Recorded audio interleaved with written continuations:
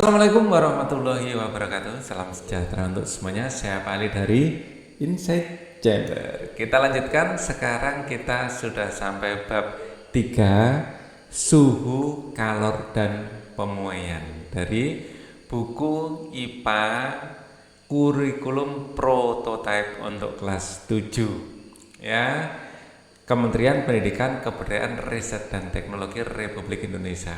Ya, ini edisi 2021, ya, cetakan yang pertama, ya.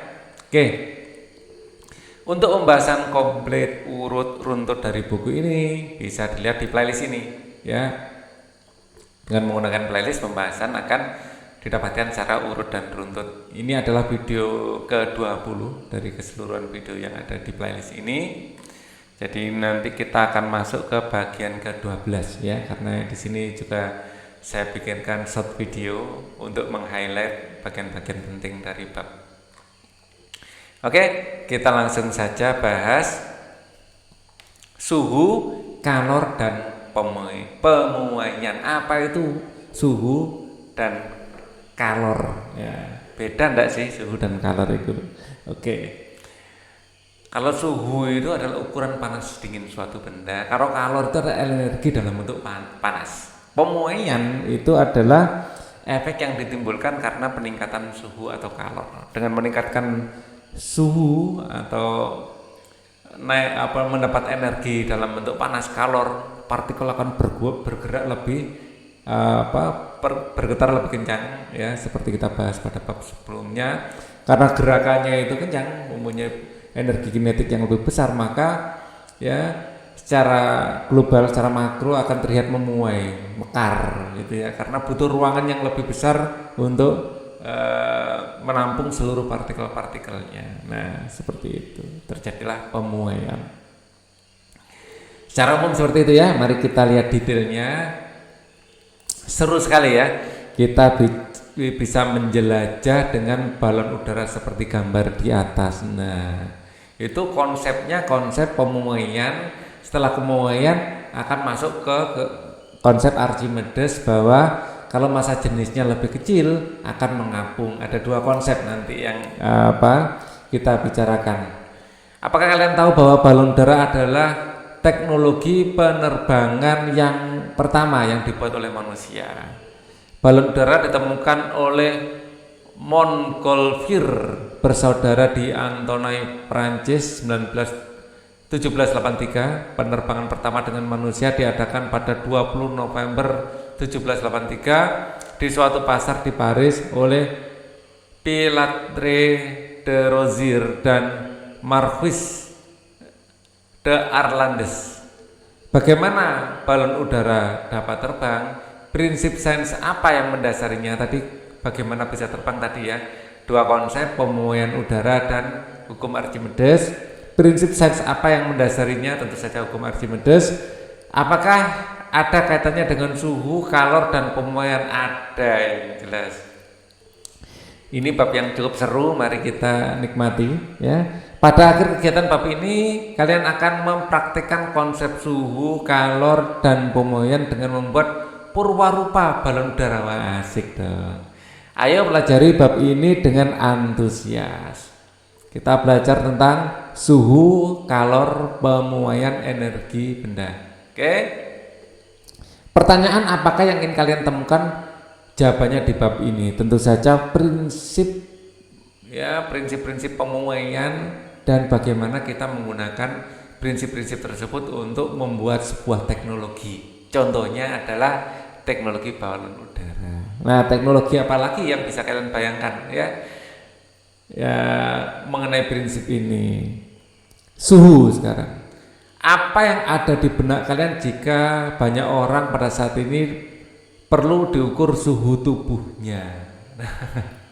Di masa pandemi tentu saja kalau suhu tubuh naik, wah, jangan-jangan terkena virus corona, kan gitu, ya. Kenapa suhu pada tubuh seseorang, suatu benda, begitu penting untuk diketahui? Iya, karena suhu, ya, menunjukkan tingkat kesehatan. Suhu tubuh berhubungan dengan kesehatan, berhubungan dengan kesehatan seseorang.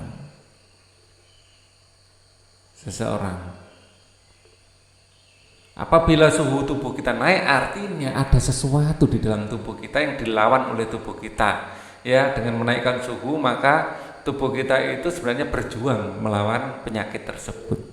Cobalah kalian menggosok-gosok kedua telapak tangan kalian kurang lebih 1 menit ya. Setelah itu tempelkan salah satu telapak tangan ke pipi. Nah, terasa hangat. Apakah kalian merasakan hangat atau sedikit panas? Hangat dong. Iya. Ya. Jika kalian belum merasakan hangat di pipi, kalian boleh ulangi gosok telapak tangan dengan sedikit lebih lama, ya, sedikit lebih lama. Tempelkan hangat. Rasa hangat yang kalian rasakan di pipi itu adalah kita kenal sebagai suhu.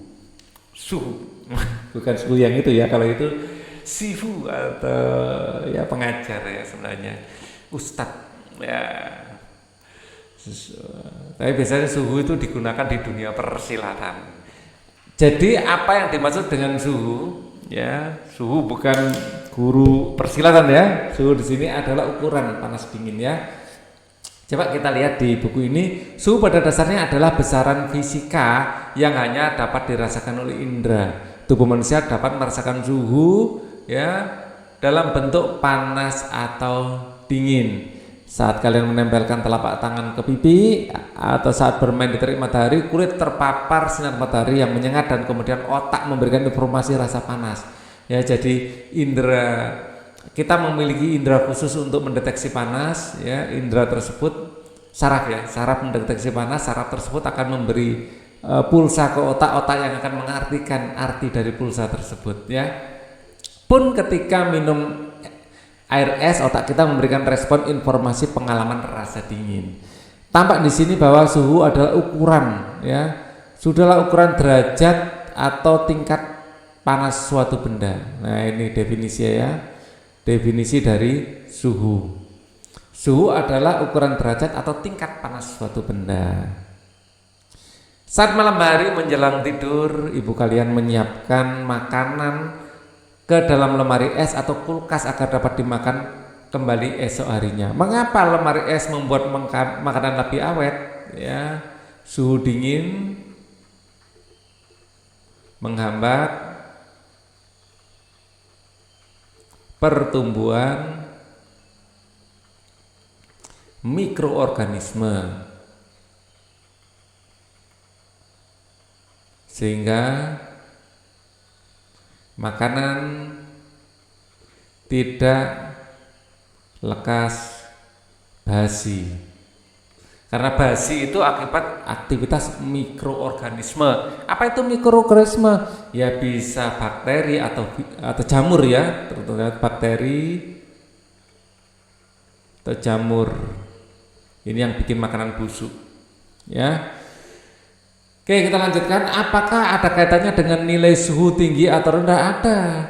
Suhu rendah atau suhu dingin menghambat pertumbuhan bakteri. Berapa nilai suhu yang termasuk kategori tinggi atau rendah itu? Nah, ini relatif. Relatif. Tergantung hal yang sedang kita bicarakan.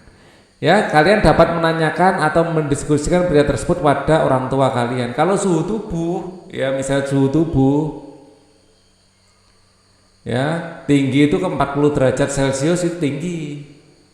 Ya, kita kan normal 37 derajat Celcius.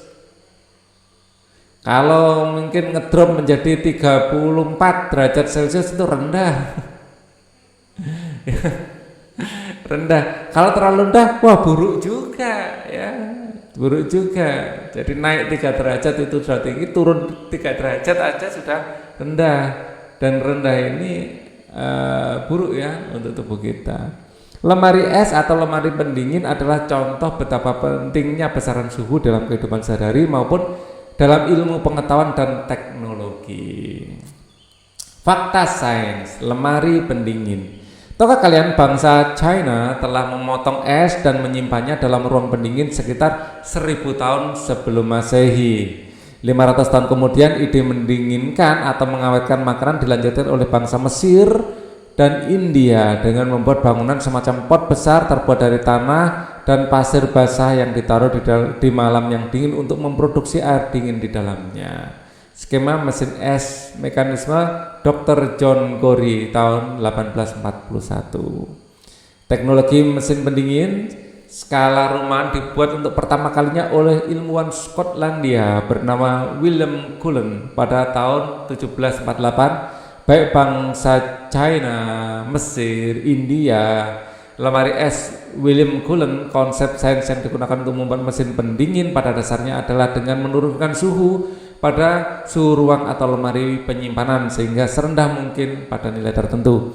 Awalnya orang tidak mengetahui sama sekali konsep sains yang mendasarinya. Kemudian teknologi yang diperlukan, ya, cara paling terkenal dan banyak dilakukan adalah dengan teknik evaporasi atau menguapkan bahan kimia tertentu sehingga menghilangkan panas ruang di bagian dalam. Prinsipnya juga sama yang digunakan untuk mendinginkan ruang AC atau air conditioner. Jadi di kulkas itu ada kompresor, ya. Di kulkas itu ada freon, ya. Kulkas itu ada freon, ya. Freon ini ditekan, ya, dikompres, ditekan oleh kompresor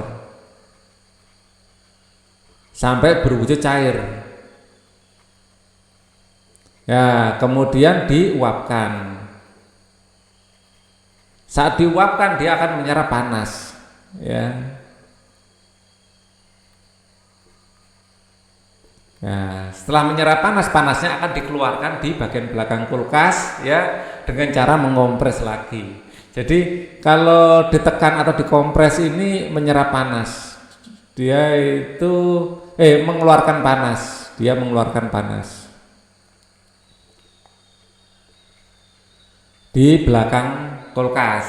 Setelah itu dikompres, terus menyerap panas. Oke. Kalian perlu tahu bahwa lemari es atau AC adalah dua teknologi yang menghabiskan sekitar 20% dari total kesediaan energi di dunia tiap tahunnya menurut jurnal ilmiah terbaru. Jadi kalian bisa bantu menghemat energi dengan pemakaian AC atau lemari es, ya. Jadi AC digunakan seperlunya saja. Lemari es jangan terlalu lama dibuka langsung tutup lagi, karena kalau terlalu lama dibuka nanti menyerap panas dari luar saat pintunya terbuka dan butuh energi lagi untuk mendinginkan. Oke, mengenal suhu bagian tubuh. Kita akan lanjutkan diskusi tentang suhu. Coba letakkan punggung telapak tangan kalian pada beberapa bagian tubuh seperti pipi, kening, leher, bau, ketiak, dan rambut. Apakah kalian merasakan panas yang berbeda pada bagian tubuh tersebut? Iya, ya, tentu saja iya. Bagaimana yang dirasakan paling panas? Bagian leher biasanya, ya, ketiak mungkin, ya, ketiak. Mengapa bisa demikian? Karena terisolasi, ya, terisolasi. Kan ketiak itu tertutup oleh tangan, terisolasi. Kalau di sini kan terkena atmosfer, ya, terisolasi, tertutup oleh tangan, ya, oleh lengan bagian atas, sehingga panas terjebak di sana, di ketiak. Kalau di bagian pipi, panasnya langsung terradiasikan, terserap oleh lingkungan. Kalau ketiak enggak, ya. Apakah kalian dapat membedakan secara akurat besarnya suhu yang dirasakan pada masing-masing bagian tubuh tersebut? Tentu saja tidak. Kita hanya bisa membedakan, oh ternyata di ketiak itu lebih hangat daripada di kening misalnya, gitu aja, ya. Seorang anak sedang mengukur suhu tubuhnya. Benda yang panas, ya, mempunyai derajat panas yang lebih tinggi daripada yang dingin. Aktivitas 3.1 menunjukkan bahwa indera perasa memang dapat merasakan tingkat panas bagian tubuh, akan tetapi indera perasa bukan pengukur panas yang baik. Benda yang tingkat panasnya sama dirasakan berbeda oleh punggung tangan kalian, ya, dan kiri, ya. Jadi suhu benda yang diukur dengan indera perasa seperti kulit menghasilkan suhu yang tidak dapat dipakai sebagai acuan atau tidak pasti. Bagaimana kita mengetahui secara akurat suhu tubuh seseorang ketika menunjukkan gejala demam, ya diukur dengan termometer, ya diukur dengan termometer. Untuk itu suhu harus diukur dan dinyatakan secara pasti dengan angka serta alat ukur suhu yang memiliki skala dan ukuran. Mengapa kita memerlukan alat ukur suhu? Untuk mengetahui derajat panas secara akurat. Ya, selain mengetahui suhu tubuh secara pasti, bagaimana kita mengetahui suhu yang pas untuk menyimpan makanan di lemari es? Ya, dengan mengatur, ya, bagaimana kita mengetahui suhu yang pas, ya, dengan menggunakan alat ukur termometer. Pada suhu beberapa daging yang dimasak sudah dapat dimakan dengan aman bagian tubuh. Pada suhu berapa daging yang dimasak sudah dapat dimakan dengan aman bagi tubuh? Ya, sampai air mendidih, ya, 100 derajat Celcius. Untuk beberapa informasi penting tersebut kita memerlukan informasi suhu dengan akurat. Kalau susu cuma 78 aja sudah cukup, ya, namanya pasteurisasi. Melalui alat pengukuran yang telah teruji dan diakui. Alat yang digunakan untuk mengukur suhu dinamakan termometer. Prinsip kerja termometer adalah keseimbangan derajat suhu. Termometer akan menerima suhu dari lingkungan sekitar atau benda yang akan diuji. Secara ilmiah, suhu akan mengalir dari derajat yang lebih tinggi ke derajat yang lebih rendah. Ya, ini secara alamiah, ya. Konsep ini dikenal dengan asas Black, ya, atau juga hukum satu termodinamika. Kemudian, apakah semua termometer sama jenisnya? Tidak. Termometer yang dibuat dalam berbagai jenisnya akan disesuaikan dengan kegunaan masing-masing. Ya, jadi kegunaan yang berbeda menggunakan termometer yang berbeda, ya, sesuai dengan kebutuhan. Jangkauan pengukuran suatu termometer dengan termometer lainnya berbeda. Ya, ada termometer yang khusus digunakan untuk mengukur suhu yang sangat dingin, ada yang suhu yang biasa, ada termometer khusus mengukur suhu yang sangat panas, ya. Sesuai dengan tujuan di mana termometer digunakan intinya. Memperlihatkan sejumlah gambar 3.3, ya. Memperlihatkan sejumlah termometer yang digunakan di rumah sakit, laboratorium, dan industri. Ini adalah macam-macam termometer, ya. Kalau di mall-mall biasanya kita pakai termogan, ya, termometer dari dalam bentuk kayak senjata gitu. Nah, berbagai contoh alat ukur suhu, ada termometer tubuh, termometer laboratorium, ada termometer industri seperti ini digunakan di industri. Termometer yang digunakan untuk mengukur suhu tubuh hanya memiliki skala 30 sampai 50 derajat. Tidak mungkin suhu tubuh kita di atas 50 derajat. Wah, kalau sudah sampai seperti itu kita akan menjadi mutan mungkin, ya. Ya, pyro, mutan seperti yang bisa mengeluarkan api gitu, ya. Atau di bawah 30 derajat mungkin kita jadi ya kayak X-Men gitulah. Mengapa demikian? Penyebabnya adalah karena tidak ada manusia yang memiliki suhu tubuh di bawah 30 derajat Celcius dan di atas 50 derajat Celcius. Berbeda jika kita ingin mengukur suhu tungku peleburan di pabrik besi yang bisa mencapai 1000 derajat Celcius. Kalau manusia bisa mencapai suhu ini, wah, ini kembali lagi seperti di film. Berbeda pula termometer yang dapat mengukur suhu lemari es yang dapat mencapai suhu sampai minus 10 derajat Celcius. Kalau tubuh kita nggak perlu, ya, diukur dengan termometer yang bisa sampai minus 10, ya. Kita minus 10 sudah jadi manusia beku. Karena pada suhu rendah tersebut memungkinkan bakteri tidak tumbuh dalam makanan. Nah, ya. Atau mungkin kalau tumbuh pun sambat sekali, hanya bakteri tertentu, ya. Tumbuhnya berbagai macam bakteri pada makanan akan menyebabkan makanan menjadi busuk atau basi. Kalau diletakkan di kondisi sangat dingin, ya, di freezer, makanan itu sampai setahun itu enggak masalah. makanan-makanan tertentu ya. Es krim biasanya sampai setahun. Daging kurban gitu. Daging itu bisa sampai setahun. Sayur. Termometer. Termometer berasal dari dua suku kata dalam bahasa Latin. Termo, ya. Nah, ini termometer gun ya. Termometer tembak untuk mengukur suhu dari jarak tertentu ya. Selama kita masa pandemi kita sering melihat seperti ini di mal-mal. Termo yang berarti suhu atau panas dan meter yang berarti ukur. Termometer mengukur suhu. Nah, enak dah. Termo ini suhu, meter itu alat mengukur ya. Penggunaan termometer secara terukur pelopor pertama kali penggunaan termometer secara terukur adalah ilmuwan Galileo Galilei dari Italia pada tahun 1593 ya. Ini juga orang yang sama yang membuat teori bahwa pusat alam semesta itu matahari bukan bumi ya.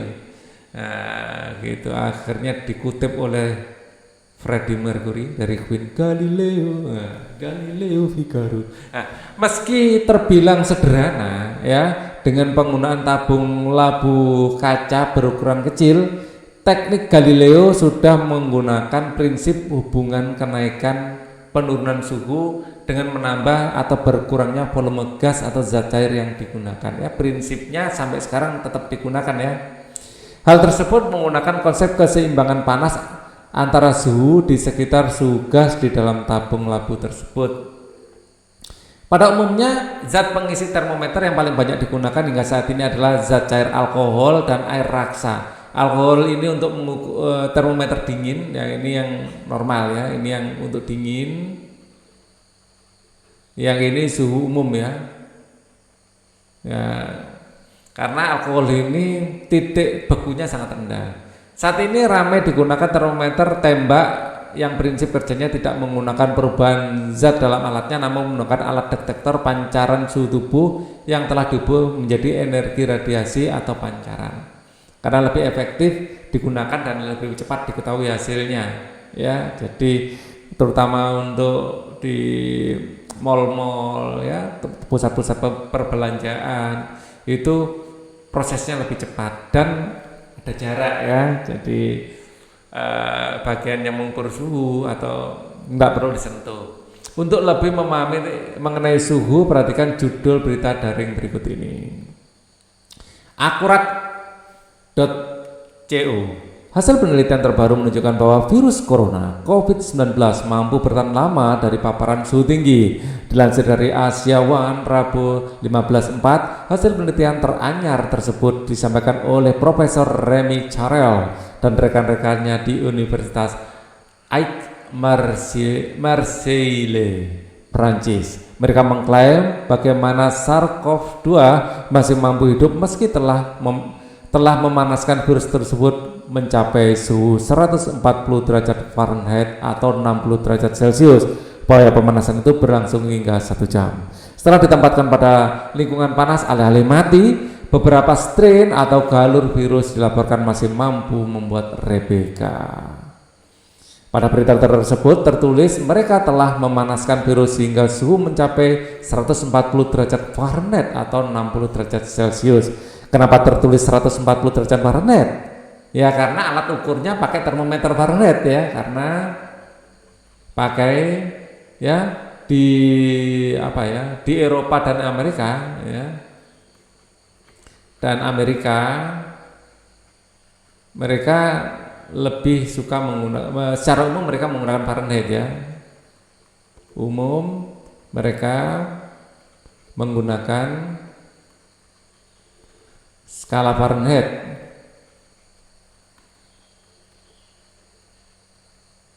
Untuk mengukur suhu tubuh.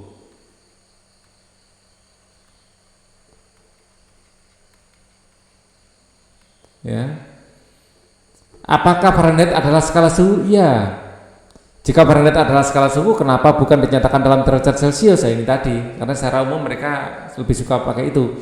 Saja seperti yang sering kalian dengar di Indonesia. Kenapa nilainya berbeda? Karena skalanya berbeda. skala dan penentuan titik nol titik didihnya berbeda karena skala dan penentuan titik nol termometer berbeda.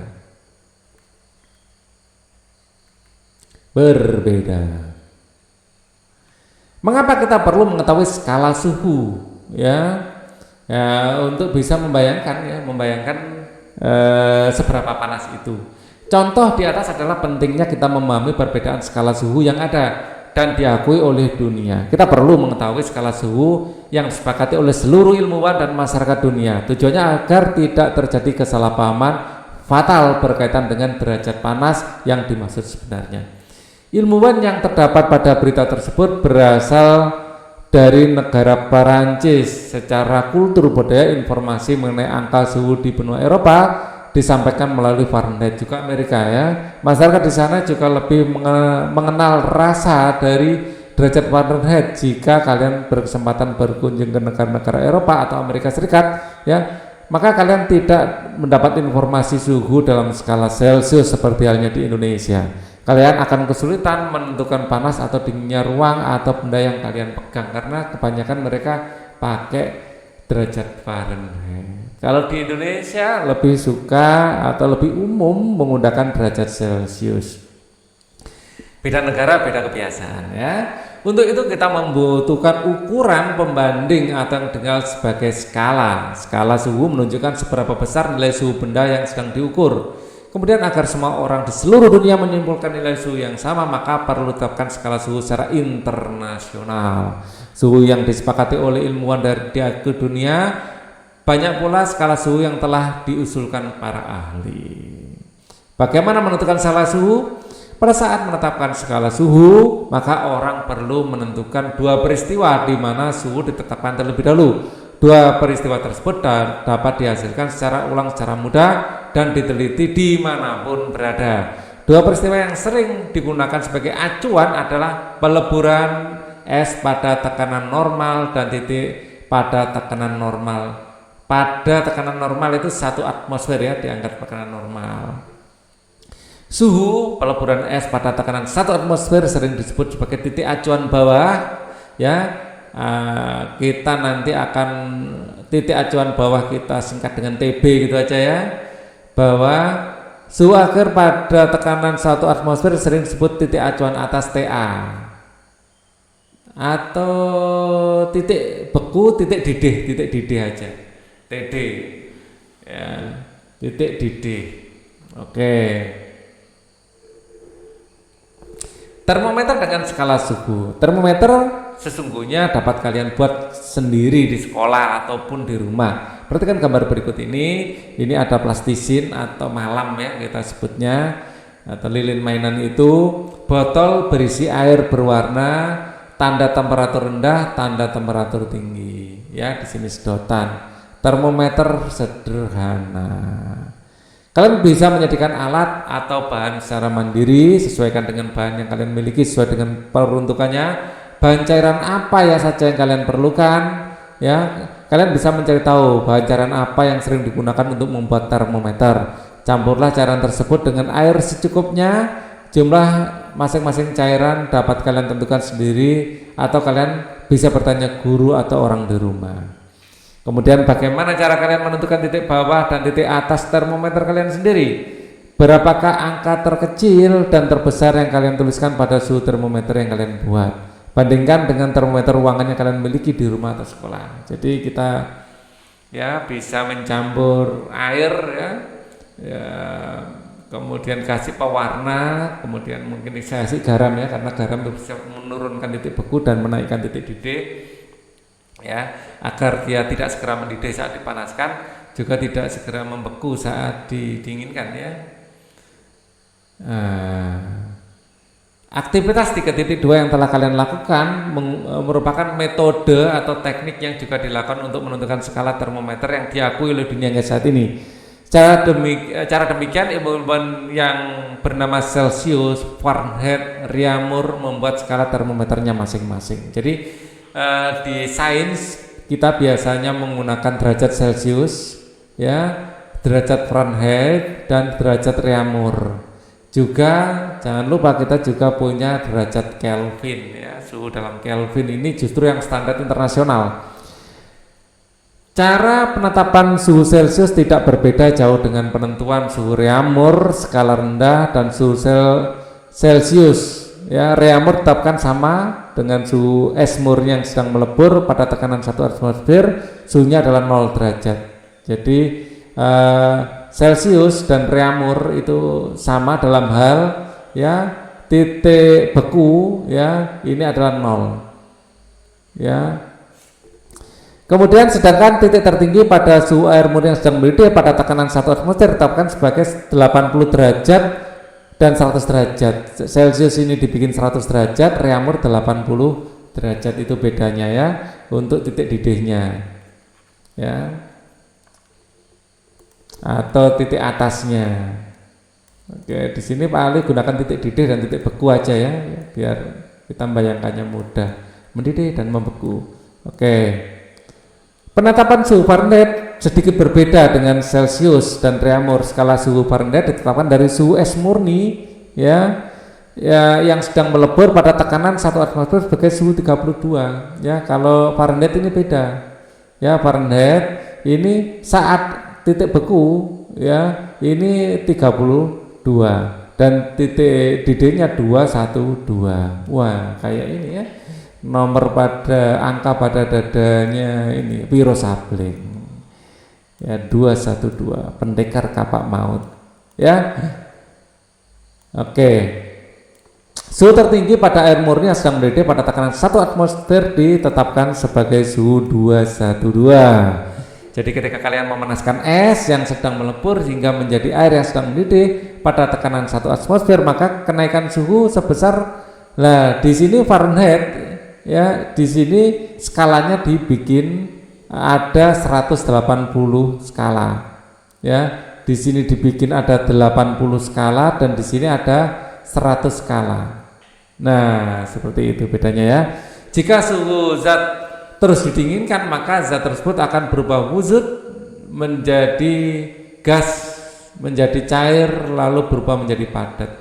Jika diturunkan terus, gimana ini? Jika suhu terus didinginkan, maka zat tersebut akan berubah wujud dari gas menjadi cair, lalu berubah menjadi padat. Jika diturunkan terus, maka getaran-getaran ion dan dalam zat makin ininya ikut saya turunkan saja ya, atau saya copy aja, nanti kalau dibutuhkan saya paste. Melambat, ketika turunkan lagi maka atom-atom tidak bergerak lagi atau diam. Jadi saat atom-atom itu diam ya, kita menyebutnya sebagai nol mutlak ya. Ya, untuk semua zat yang ada di alam semesta tetapkan bahwa suhu ketika semua partikel tidak bergerak lagi ya sama dengan minus 273 derajat Celcius ya. Skala Kelvin menunjukkan nol mutlak ya. Tidak menggunakan derajat ya, tidak dituliskan dalam satuan derajat. Suhu 0 Kelvin tidak ada lagi energi panas yang dimiliki benda. Kelvin merupakan suhu dalam satuan internasional. Dengan demikian hubungan antara Kelvin dan Celcius adalah Celcius tambah 273. Perbedaan antara keempat suhu di atas adalah angka pada titik tetap bawah dan titik tetap atas skala termometer tersebut ya. Di sini adalah TB titik beku dan TD titik didih ya, skala atas ya, atau TA terserahlah mau pakai yang mana ya. Titik bawah beku dan titik atas mendidih pada skala suhu rentang Celcius, Fahrenheit, Reaumur, Kelvin berturut-turut adalah ini ya, 212, 32, 80, 273, 272. Nah kalau kita bandingkan ya, nah ini saya pastikan di sini lagi untuk bandingkan. Di sini perbandingannya adalah 100 banding 80 banding 180 ya.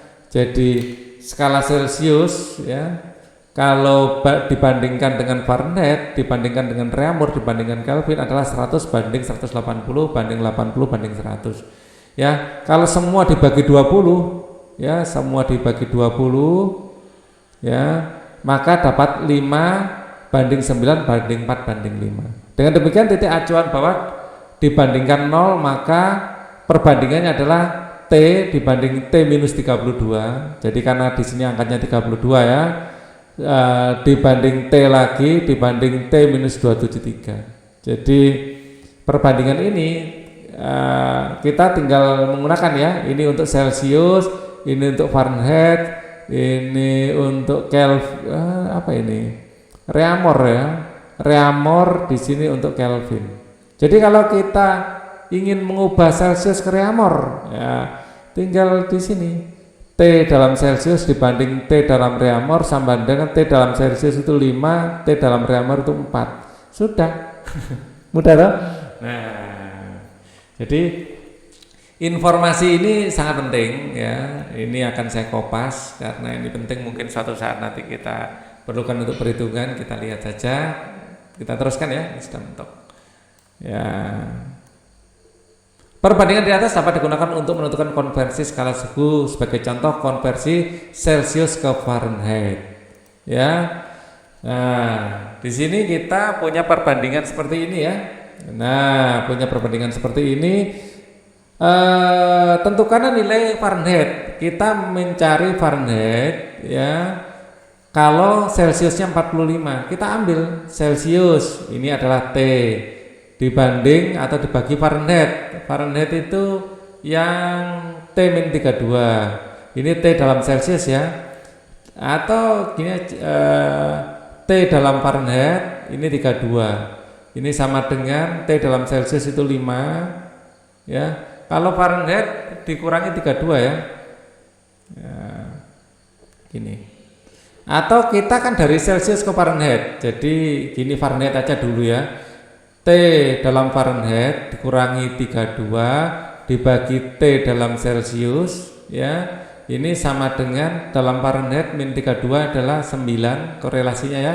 Dalam Celsius ini adalah 5. Ya, maka T dalam Fahrenheit min 32 ini dikalikan silang ke sini menjadi 9/5 kali T dalam Celsius. T dalam Fahrenheit minus 32 sama dengan 9/5 dikalikan T Celsiusnya adalah 45. 45 dikurangi dibagi 5 adalah 9. 9 kali 9 81. T dalam Fahrenheit ada min 32 adalah 9 kali 9 81 ya. Maka T dalam Fahrenheit adalah 81 tambah 32 sama dengan di sini 3, di sini 113. Seperti itu ya. Prosesnya. Jadi yang perlu dihafalkan itu ini. Yang perlu dihafalkan perbandingan ini. Nanti hafal perbandingan ini, setiap ada soal kita bisa merujuk pada perbandingan ini. Enak kan? Ya, asik. Oke.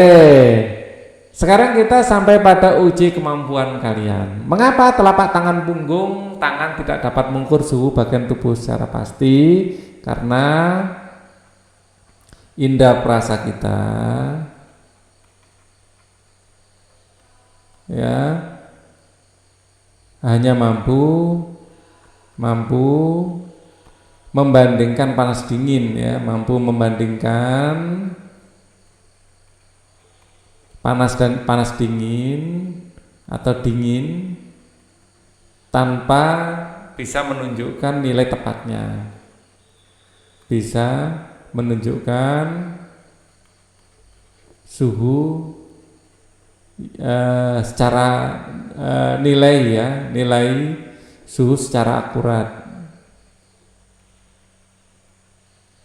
Habis nyentuh dingin, nyentuh biasa jadi panas.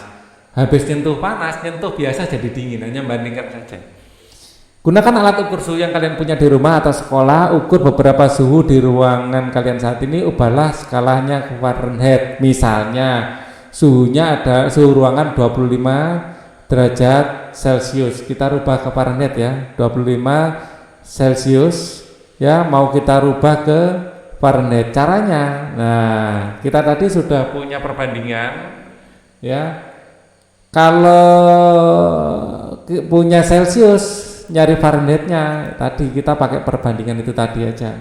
Kita perbandingkan antara Fahrenheit dengan Celcius, karena yang dicari Fahrenheitnya, Celciusnya yang kita taruh di bawah. Jadi Fahrenheit derajat Fahrenheit kurangi 32 dibagi T dalam Celsius sama dengan Fahrenheit itu 9 korelasinya ya. Celsius itu adalah 5 dikalikan silang, maka T Fahrenheit min 32 sama dengan 9/5 kali T dalam Celsius ya. Jadi ini yang perlu dihafalkan sekali lagi ya. Maka T dalam Fahrenheit min 32 ya di sini akan sama dengan 9/5 T dalam Celsiusnya misalnya 25 dicatat sama 5 tinggal 5, maka T dalam Fahrenheit min 32 sama dengan 9 kali 5 ini adalah 45, kemudian 32 nya pindah ruas ke kanan, T dalam Fahrenheit sama dengan 45 ditambah 32. Ingat pindah ruas ya, di matematika kita belajar bahwa minus jadi plus, maka T dalam Fahrenheit ya adalah 45 tambah 35, 5 tambah 27, 4 tambah 37, 77 derajat Fahrenheit. Satuannya dalam Fahrenheit ya. Gambarkan skala perbandingan termometer buatan kalian sendiri dengan skala Celsius, Fahrenheit, dan Kelvin. Misalnya kita buat sendiri ini Pak Ali bikin termometer Ali misalnya ya. Ya, di sini adalah saya bikin di sini titik beku, di sini titik didih ya. Di sini adalah Celsius ya, di sini ada Fahrenheit, di sini ada Kelvin ya. Oh, Reaumur dulu ya. Reaumur di sini ada Kelvin. Maka misalnya 0 derajat ini saya bikin 0 dan titik ini ya, titik bekunya 0, titik didihnya adalah 200 misalnya.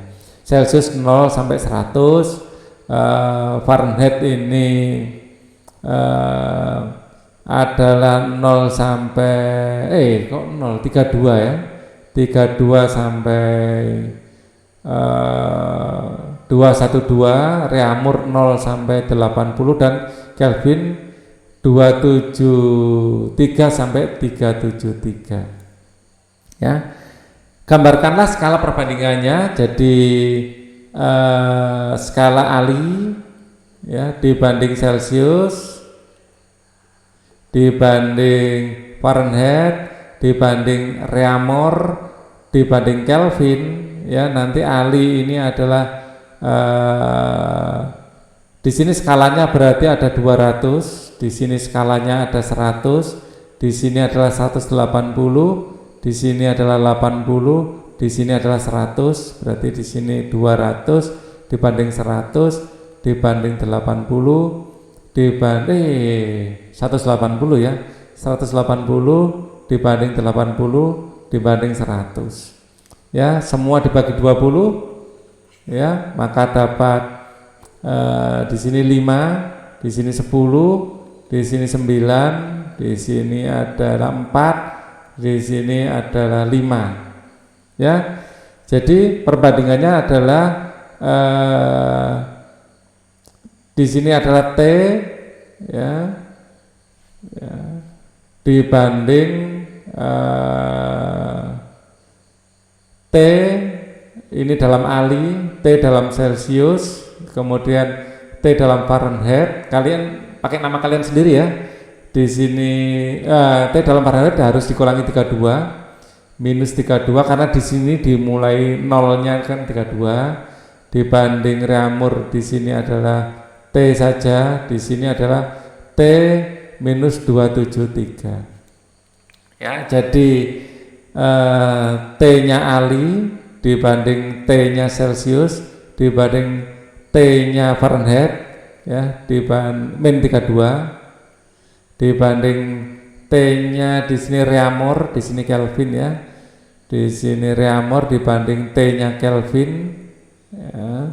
Ini adalah 10 banding 5 banding 9 banding 4 banding 5. Nah, ini ya gambarnya seperti ini.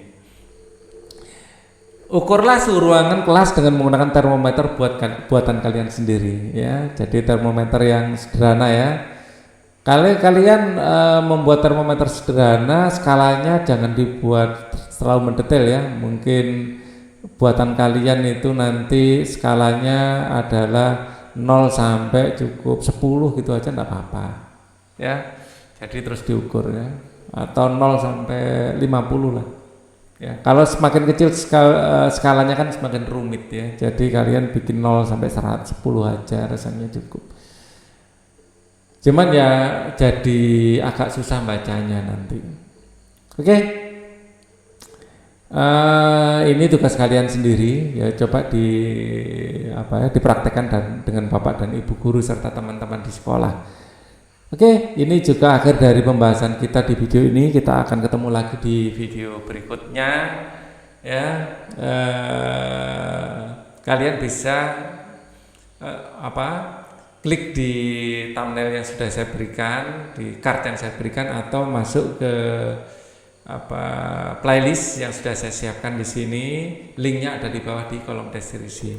Thank you for watching. Wassalamualaikum warahmatullahi wabarakatuh.